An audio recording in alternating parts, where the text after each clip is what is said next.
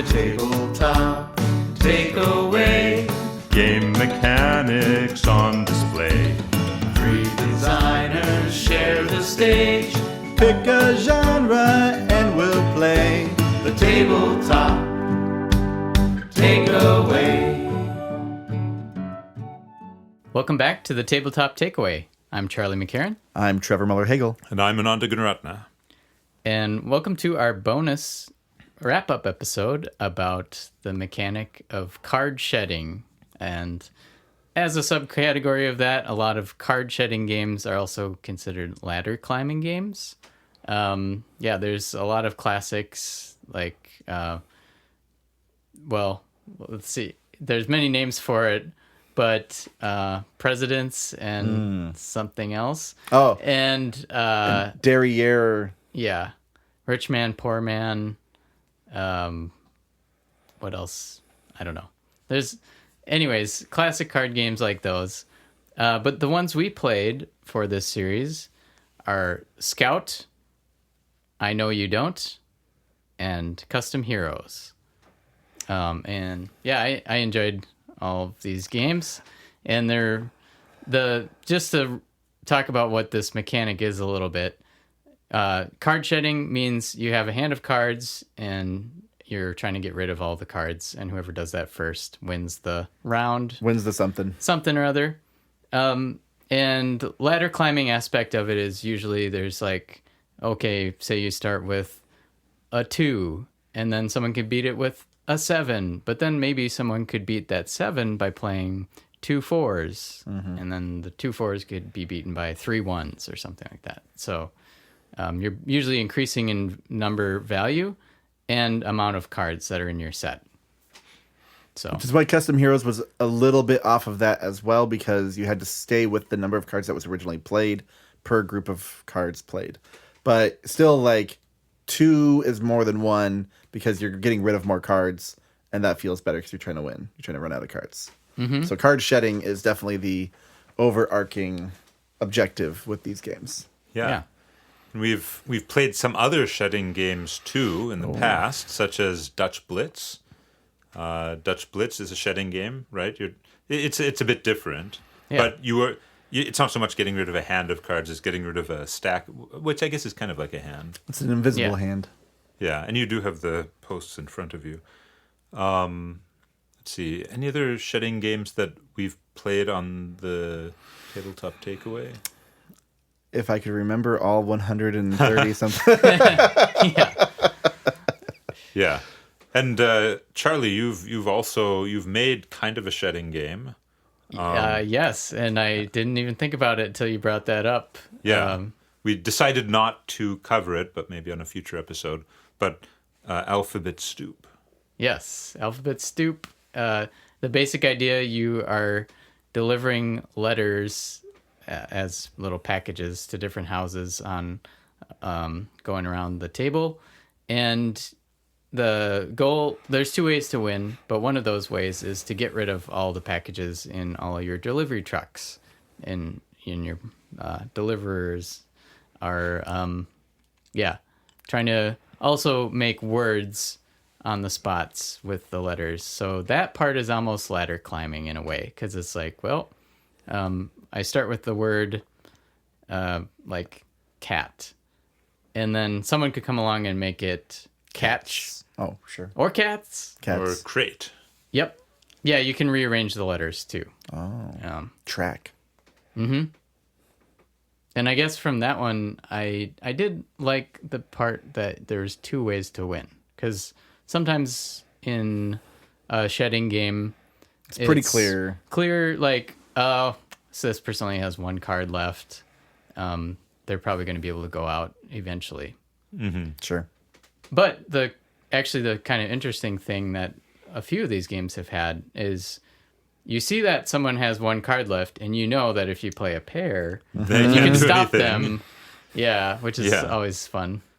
And then you could skip them if you can match the card. You're doing that in Custom Heroes.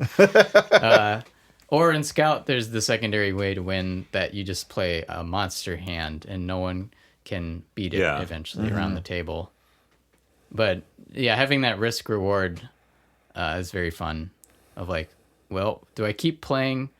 Both Scout and Custom Heroes kind of have that, where it's like, Oh, sure. do I build up my hand or save the good stuff for later, or just try to like rush it?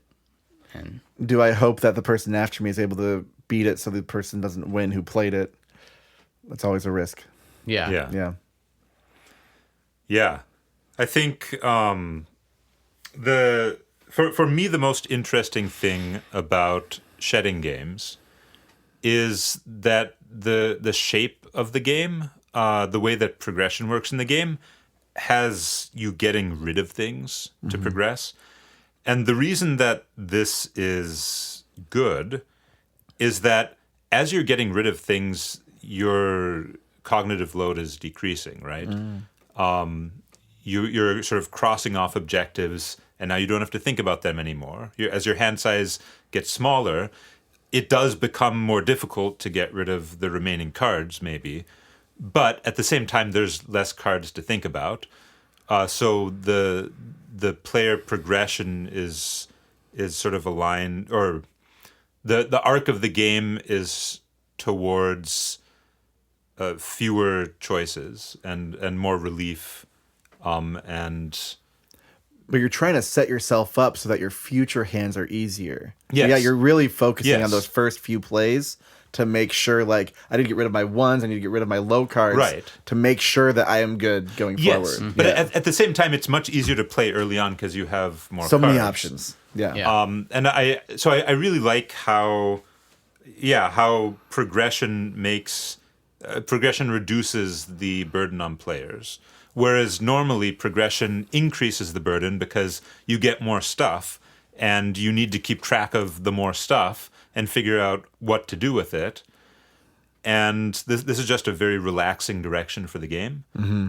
I think, well, maybe sometimes relaxing. Sometimes it's very tense because you're like, it's Oh, am I going to be able to play this? I don't think I can play this. it's tense, but it's simpler, right? yeah, Right.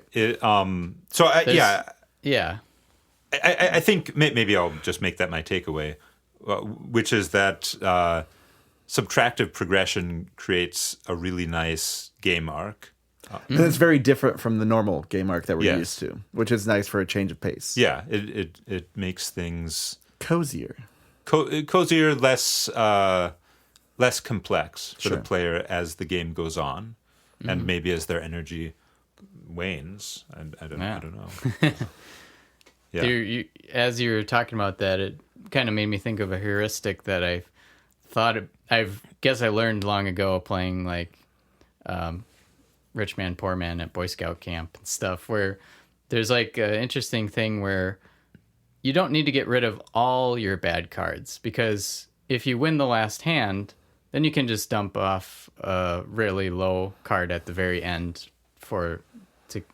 you're out of cards. But that to me is kind of a just interesting little tension point where it's like, well, do I think I can actually win this hand so that I can get rid of that bad card at the end? And sometimes it does not pay off. Yeah. And that's the most painful, because then you're left with like a bad card that you are never going to be able to play. Yeah. And I'm curious too, like, thinking of card shedding across other kind of subgenres other than ladder climbing, because I know you don't really kind of feels like it removes itself from ladder climbing because it's more of deduction. You're more figuring out what's coming next. And if you can figure it out, you can play lots of cards at once. As long as you know the sequence, you can get out pretty quick. I'd be curious what else you can do with card shedding, or with just shedding in general, because obviously Alphabet Stoop is a whole other bag of beans, because it's not cards you're shedding, it's tokens, right? Yeah. Yeah. Yep. It's Effectively. yeah. Actually, like Bananagrams is that too. Yeah. Now that I think about it, just speed version of Scrabble if you haven't played that. Yeah. And you're just trying to get rid of all your letters. So, yeah. Shedding works pretty well for word games, I think. It Yeah. does, yeah. Absolutely. There's another shedding and I guess ladder climbing game I played, but it's not actually ladder climbing as much. It's called 1 a.m. Jailbreak. It's a new one, and it's got this idea of like all the cards are people in jail, numbers 1 through 8 or something, and you're making runs and sets of numbers. And the theme is you're digging out of a tunnel, and as you play, like say maybe Ananda starts with a 2-card set, then I can go either 1 card, 2 cards, or 3 cards. So the tunnel can either get smaller or expand by 1. And then if as you start expanding more and more, like people are getting rid of more cards. And it's not like you have to beat the sets that are played. It's more just how many cards can you play at once. So I thought that was pretty cool. And it led to this like interesting, like, well, I know that, one player only has so many cards in their hand left. We got to expand this tunnel so that they can't play Oh, sure. at the end. Or vice versa. It's like, well, I want to start the tunnel small because I don't want it to end until it gets back to me. And so you're like, yeah. Interesting. Is there a way you can combine deck building with card shedding? I feel like it's a weird, because one's constructive, one's destructive. Right. But I'd be curious if there's like a way to, maybe you start with a lot of things and then you can acquire things to get rid of things. Yeah. I mean, I had a Goblin card game I was working on a while ago. But it wasn't really shedding. It was more reverse deck building. Yeah. Where you start with a lot of different cards and you get rid of the ones you don't like. But with shedding, you're trying to get rid of everything. Yeah. So making that work in a deck builder. It'd be like playing. Well, oh, good. Oh, no, I thought of one. Abandon All Artichokes. Emma played that one. Larkins had a game. That's a deck builder, and you're trying to make it so that you don't have any artichokes left in your deck. Oh, specific cards. Specific cards. Oh, okay. And then Interesting. when I forget the exact end condition, but maybe it's like if you draw a hand that doesn't have any, you win or something like that. So sort of like Dominion, but you start with a bunch of curses. I was just going to say that. Yeah. Yep. And that one, I don't think you even buy. I don't think you have to spend money to buy. You just like add. It's very okay. light and fun concept. Cool. That's fun. I think I was just playing another game recently where the end condition. Oh, that's a prototype. Never mind. I Can't talk about that. Yeah. Another nice thing about shedding games is, so I guess damage in a shedding game is getting more Acquiring cards. Right. Kind of like Heat? No. Well, Kind of. like I mean, like in Scout, Sure. when you have to scout a card, Oh. that is getting you further from your Right. objective of getting rid of your hand, right? True. But it doesn't feel that bad because usually the card you get is going to give you better options later. And you get to choose which card you're getting and which side is up, right? In the case of Scout. In the case of Scout. But even more generally, like in what is that card game? BS. Oh, yeah. That's an interesting one because in that one you can bluff about what cards you're playing, or like in Uno, I guess. Gaining more cards is bad, but maybe in Uno it just feels bad anyway. But that's because you can only play one card per turn in Uno. But then you can play more Yeah. cards. You have more opportunity to play cards, and you like being able to play cards. Yeah, I mean, okay, I don't know if it works that way in Uno, but quite often, if gaining more cards gives you more things you can do, it doesn't feel that bad because you're like, well, okay, that's unfortunate, but maybe I'll be able to play something better later. If you have the capacity to play more cards at once because of that card you drew, Yeah. that feels good. yeah, it's like Yeah. it's like a built-in silver lining. Absolutely, yeah. It makes it very easy to have attack mechanics that don't feel too bad. Or just setbacks that don't feel too bad. Which, Slay the Spire, again, there's curse cards and, things like that add a card to your deck that only does bad things and takes up a slot from your draw. So it's like, well, that always feels bad. But, yeah. But then you can get things that actually make it feel good by changing what curses can do. Or you can get things that synergize with like exhaust, and then you have exhaust curses, and those are. Yep. Yeah. Slay the Spire, which is also a board game. Wait, so we've talked many times about time travel games, but could there be a time travel shedding game? That would be thematically like, oh yeah, obviously like I'm getting rid of all these things that. Honestly, I went straight to the Loki show from Marvel, where you're trying to trim the timeline. Ooh. And so you're trying to shed away the things that are bad in the timeline. It's kind of a fun idea. You can have it for free. Time travel shedding game. There you go. I'll write that down here. Nice. Time travel. Don't create paradoxes, remember. Yeah. Do you think there's also like some inherently fun thing about like, humans like to clean up things and Yeah, organize Reduce. things. And I mean, it's like we've talked about before. Getting rid of liabilities feels better than gaining assets. And shedding games are all about getting rid of liabilities. because everything's Yeah. a liability. Everything's a liability. Yep. yeah, maybe thematically some of these should be like more aimed at like you're trying to get rid of whatever You're the trying to theme get out is. of debt. Trying to get out of jail. Trying to get out of jail. Yep, You're covering up your crimes. yep.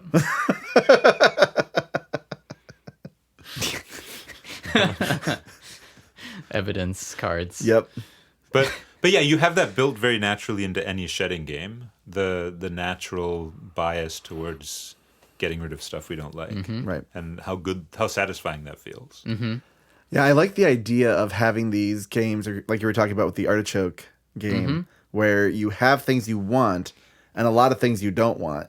And so figuring out how to chain combos to create a system or an engine to clean up things, it's very satisfying. Because then as you go through, like it gets maybe even better at doing so. And then you just have like a few things straggling behind. And then it becomes a little bit of a race. I like that feel. That feels nice.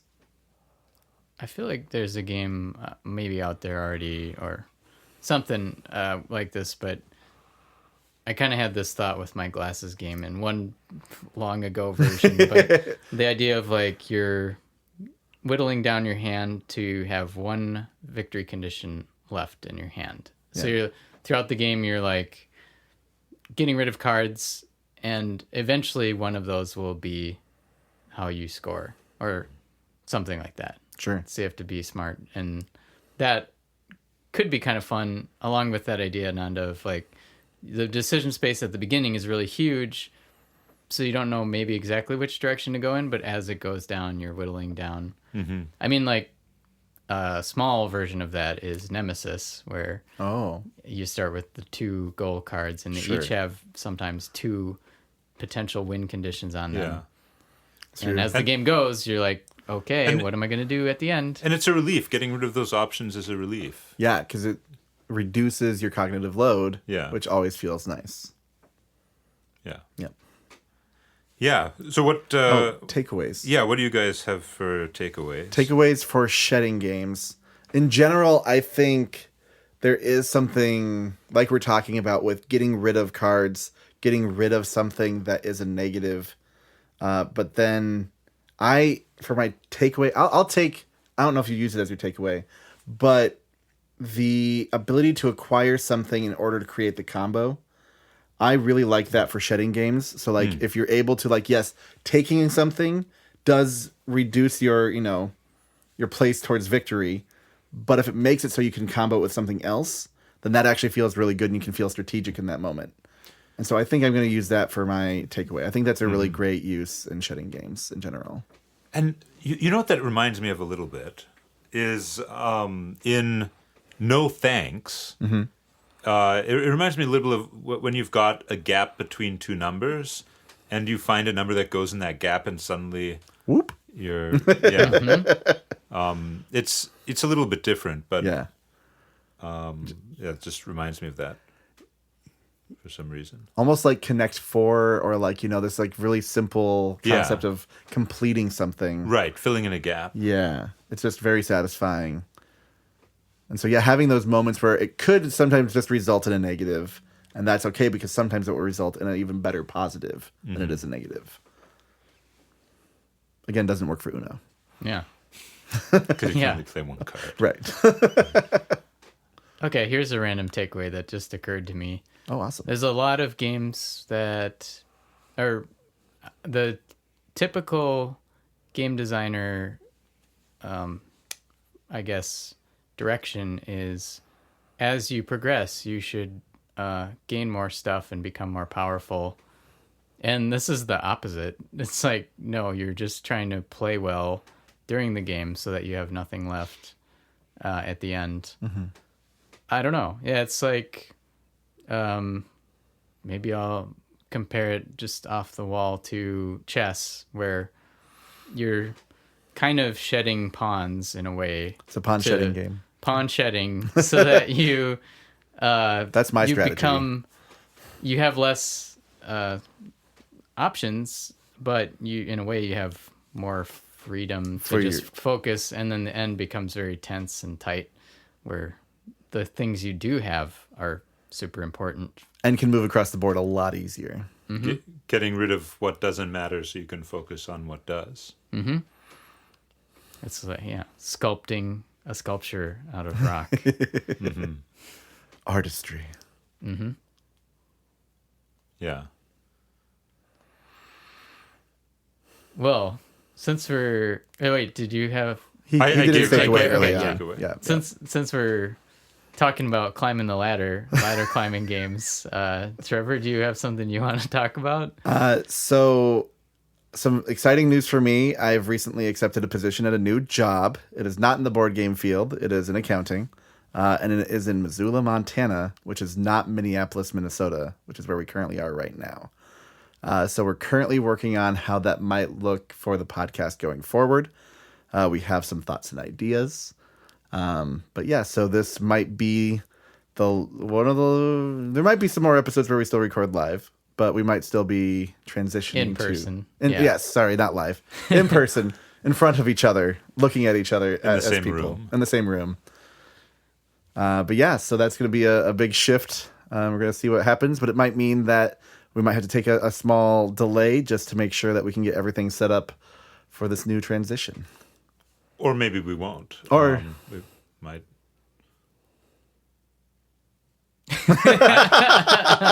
Yeah.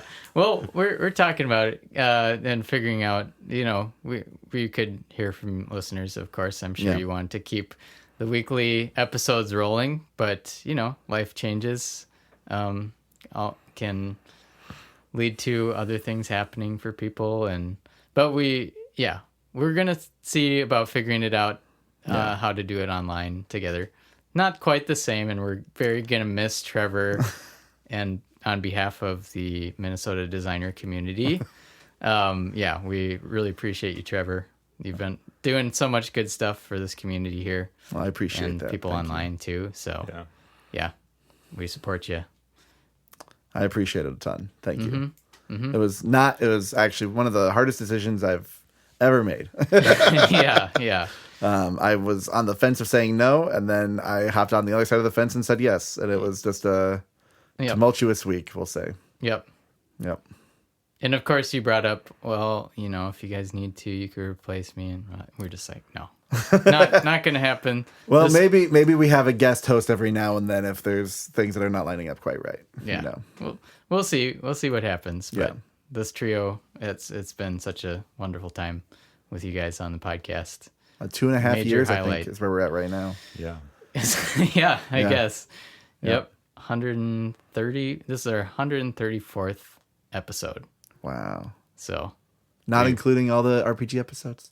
We don't go into that. oh yeah, I guess because those are all technically like Those don't count. extras. We count them, but we don't count them. Truly bonus Yeah. The truly bonus content. bonus. episodes. Yep. Our actual play series that was not very long. Yeah. Yep. So yeah, we just thought we'd throw it out there just in case you're worried about what's happening right now. There might be a Quiet hiatus for or quiet at least time. 2 days. They normally release it on Tuesday nights, Wednesday Yep. mornings. Yep.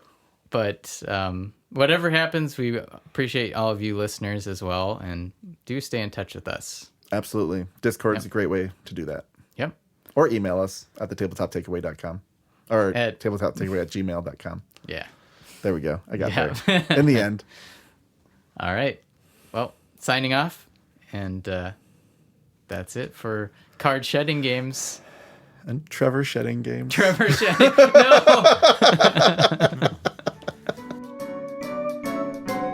Hey, thanks for listening to The Tabletop Takeaway. This podcast is made possible by listeners like you. So please tell your friends and visit our website at thetabletoptakeaway.com, where you can suggest games and mechanics for us to cover next on the show.